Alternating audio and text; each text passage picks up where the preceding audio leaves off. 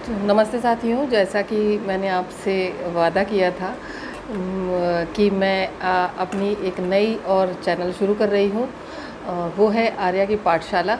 तो उस पाठशाला में जहाँ तक मैंने ये आपसे कहा था कि मैं संस्कृत और हिंदी की ग्रामर दो व्याकरण के विषय में बताऊँगी। तो हिंदी और संस्कृत की व्याकरण बहुत ज़्यादा अंतर नहीं है। देवनागरी जो है लिपि से लेकर के इस देवनागरी जो लिपि है वो ही इसका आविर्भाव का उद्भव का जो है स्थान है, उद्गम स्थान है। तो हम ये बात करेंगे कि अब यहाँ पर बात कर लेते हैं कि भाषा क्या होती है। तो यदि शुरुआत से हम ये समझ लेते हैं कि भाषा क्या है, तो भाषा वो है जो एक जीवधारी व्यक्ति है। अगर कोई भी जीवधारी व्यक्ति है तो उसकी एक भाषा है, चाहे वो पशु हो, पक्षी हो, मनुष्य हो, कोई भी चीज़ हो। इवन आप देखिए पेड़ पौधों में भी जीवन होता है तो उनकी भी अपनी भाषा होती है। हम भले नहीं उनकी भाषा को समझ पाते हैं, लेकिन उनकी एक भाषा होती है मौन।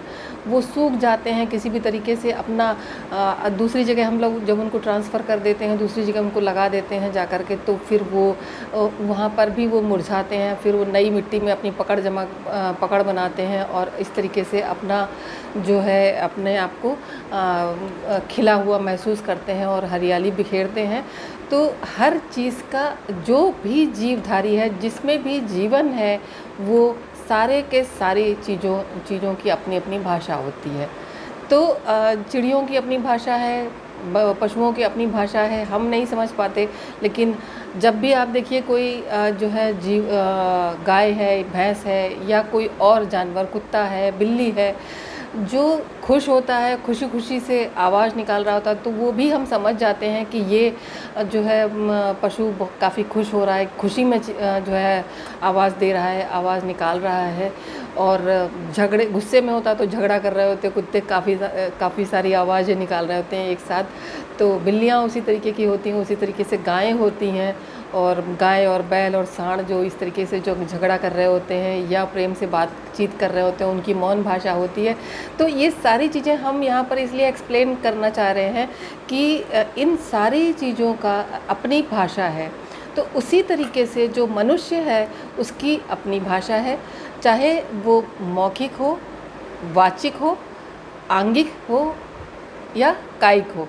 तो वाचिक मतलब जो भी जिह्वा से जो भी शब्द निकलते हैं, जो भी शब्द निकले वो होती है मौखिक भाषा। और जो आंगिक भाषा जिसको कहते हैं कायिक भाषा, कायिक तो नहीं कहेंगे उसको, लेकिन हाँ आंगिक भाषा ज़रूर कहेंगे।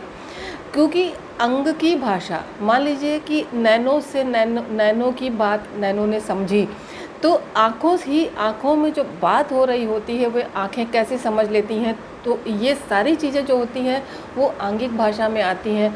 मान लीजिए कि आपने शर्माने की जो है अपनी एक्टिंग दिखाई या अपना वो दिखाया, तो वो भी एक भाषा है आपकी, जो आप शर्मा करके दिखा रहे हैं। तो ये सारी चीज़ें जो होती हैं एक भाषा में आती हैं। अब भाषा में हम चलते हैं कि जो वाचिक भाषा होती है, जो बोलचाल की भाषा होती है, उसका आविर्भाव कैसे हुआ। उसका आविर्भाव इस तरीके से आप मान के चलिए कि जब जीवन हुआ, तो जब जीवन की उत्पत्ति हुई तो जो है शब्दों का प्रस्फुटन हुआ, शब्द फूटे। जब शब्द फूटे तो शब्द जोड़ करके जब वाक्य बन जाते हैं तो वो जो है भाषा बन जाती है। अब हर व्यक्ति की अपनी अपनी भाषा होती है। हिंदी बोलने वाला है तो उसकी अपनी भाषा है, हिंदी है। वो बंगाली बोलने वाला है तो उसकी अपनी भाषा है, वो बंगला बोलता है। उड़िया का है, उड़ीसा का है, उसकी भाषा उड़िया है। ऐसे ही कश्मीर में है, ऐसे ही आप पंजाब में चले जाइए, राजस्थान चले जाइए और महाराष्ट्र चले जाइए, मराठी हो जाती है, राजस्थान की जो है राजस्थानी भाषा हो जाती है, कश्मीर में कश्मीरी भाषा हो जाती है, बिहार की बिहारी हो जाती है। तो बिहार में वहाँ पर बोलियाँ भी बहुत सारी हैं। उनकी मैथिली है, उनकी भोजपुरी है, और भी कई सारी हैं जिनके विषय में अगर हम बहुत गहराई में जाएंगे तो बहुत सारी बोलियां मिल जाएंगी। तो बोलियां और भाषाओं में अंतर है। तो भाषा में ग्रामर जो है, व्याकरण जो है चलती है। भाषा जब भी हम बोलते हैं, कुछ भी शब्दों का कुछ भी जोड़ तोड़ करके नहीं बोलते हैं। जब सेंटेंस को जब हम बनाते हैं तो उस सेंटेंस को बनाने के लिए हमें व्याकरण की आवश्यकता होती है। वो व्याकरण जो कि हमें ये सिखाता है कि हम सही वाक्य कैसे बनाएं। तो जब सही वाक्य हम बना करके बोलेंगे तो ही हमारा जो है समाज में जब हम कोई भी बात रखेंगे तो उचित प्रकार से अपनी बात को रख पाते हैं। अन्यथा कुछ भी बच्चा भी बोलता है, एंगोइंग कुछ भी करता रहता है, हम उसकी बात को समझ नहीं पाते हैं और उसकी भाषा को ऐਵੇਂ ही समझने की कोशिश करते हैं कि ये कह रहा होगा, ये कह रहा होगा। तो उसकी भाषा न समझ पाने के कारण यही होता है कि उस बच्चे को व्याकरण का ज्ञान नहीं होता है, क्योंकि उसको केवल कुछ शब्दों का ज्ञान हो जाता है। बोलते बोलते वो कुछ शब्द जो सुनता है आसपास, उन शब्दों को जोड़ तोड़ करके जो वो बोलता है, बोलने की कोशिश करता है, वो ये सोचता है मेरे आसपास जितने लोग बोल रहे हैं मुझे ऐसा ही बोलना चाहिए। तो उन्हीं तरीके से वो बोलने की कोशिश करता है, हंसने की कोशिश करता है, अपनी तरफ आकर्षित करने की कोशिश करता है। तो ये सारी जो उसका क्रियाकलाप होता है, अपनी बात कह देने की बात होती है। तो ये सारी चीज़ें जो होती हैं वो उसकी भाषा व्यक्त करने का एक तरीका होता है। तो ऐसे ही जिधर हम आगे बढ़ते जाएंगे, हम सिर्फ अपने देश में ले लें तो जितने राज्य हैं उतनी तो भाषाएं हैं ही। तो समग्र राष्ट्र को अगर हम ये देख लेते हैं तो हमारे पास सबसे ज़्यादा भाषाओं से धनी हमारा भारत देश है, क्योंकि हमारे देश में जो है राज्य भी हमारे ज़्यादा हैं और भाषाएं भी हमारी ज़्यादा हैं। तो हम अपने भारत पर इसीलिए गर्व करते हैं कि विभिन्नताओं का जो देश है वो हमारा भारत देश है। बाकियों में आप चले जाओ तो अलग अलग उनकी अपनी अलग अलग कंट्रीज़ की अपनी अलग अलग है। इस्लामिक कंट्रीज़ होगी तो उनकी फ़ारसी होगी, कहीं पर वो अलग अलग होता है। जिनका भी जो आप संयुक्त राष्ट्र उसमें चले जाओ तो वहाँ पर रशियन चलती है, साथ साथ इंग्लिश चलती है। आप फ्रांस चले जाओ तो फ्रेंच चलती है और साथ साथ इंग्लिश चलती है। और इंग्लैंड चले जाइए तो वहाँ पर इंग्लिश चलती है। और कहीं टर्की चले जाइए तो टर्किश चलती है और इंग्लिश चल जाती है। तो इंग्लिश सब जगह चलती है। तो हमें यहाँ पर अपनी भाषा की बात करनी है, हिंदी भाषा की बात करनी है। तो आज का जो मेरा विषय आरंभ करने का जो मुख्य मुद्दा था, वो मैं अब जो हमारी क्लासेस चलेंगी वो मैं 3 दिन लिया करूँगी। हिंदी की व्याकरण समझाऊंगी और 3 दिन मैं संस्कृत की व्याकरण समझाऊंगी। और वो मंडे टू वेडनेसडे होगी हिंदी की क्लासेस, और वेडनेसडे से लेकर के सैटरडे तक होंगी हमारी संस्कृत की क्लासेस। मतलब आप 3 दिन आप हिंदी की हमारी व्याकरण पढ़ सकते हैं और 3 दिन आप संस्कृत की व्याकरण पढ़ेंगे, जिसको कि मैं बाकायदा आपको छोटे छोटे एग्जाम्पल्स के साथ में आपको समझाती रहूँगी।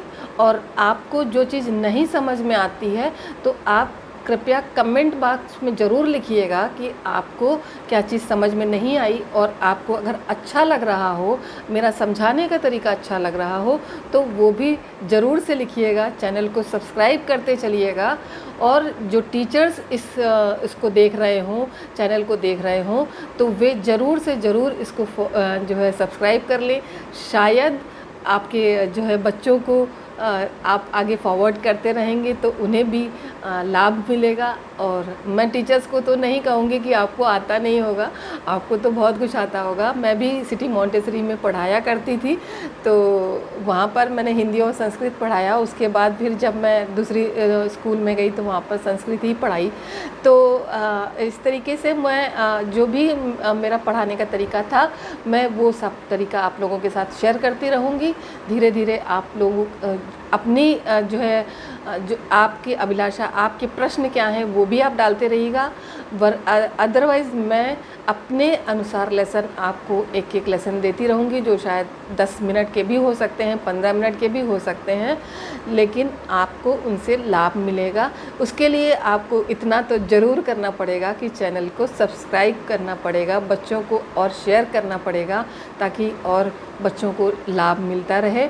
और मेरे हिसाब से जो यूपीएससी, पीसीएस या बीपीएससी या इन तरीके के जो भी सिविल सर्विसेज की एग्ज़ाम की तैयारी कर रहे हो, शायद उनको भी कुछ कुछ लाभ मिल सकता है। उनकी तो हाई लेवल की तैयारी होती है, उच्च स्तरीय तैयारी होती है। तो ये मैं अभी बिगिनिंग के जो है हमारी शुरुआत है, तो जो बिगिनर्स हैं, जो छोटे बच्चे हैं, ये वहाँ से शुरुआत मैं कर रही हूँ। और मेरे हिसाब से जो सिविल सर्विसेज की तैयारी कर रहे होंगे उनको भी लाभ मिलेगा, क्योंकि उनको भी शुरू से ही तैयारी करनी पड़ती है। तो इस तरीके से मैं आगे आपको मिलती रहूँगी। नेक्स्ट वीडियो में आपसे भाषा का आविर्भाव कहाँ से हुआ, भाषा क्या होती है, कितने प्रकार की होती है, इस विषय को लेकर के मैं अगले एपिसोड में आपसे मिलूँगी। आज चूँकि सैटरडे था, आज मैंने शुरुआत की है, तो इसमें केवल जो है आमुख दिया है अपनी मैंने इस व्याकरण की क्लास का, कक्षा का की भाषा क्या होती है, और इसके साथ साथ आगे मैं और आपको बताती रहूँगी। और तब तक के लिए जय हिंद, जय भारत और जय हिंदी। और इसी के साथ साथ आप अपने प्रश्न मुझे पूछते रहिएगा और मैं बताती रहूँगी।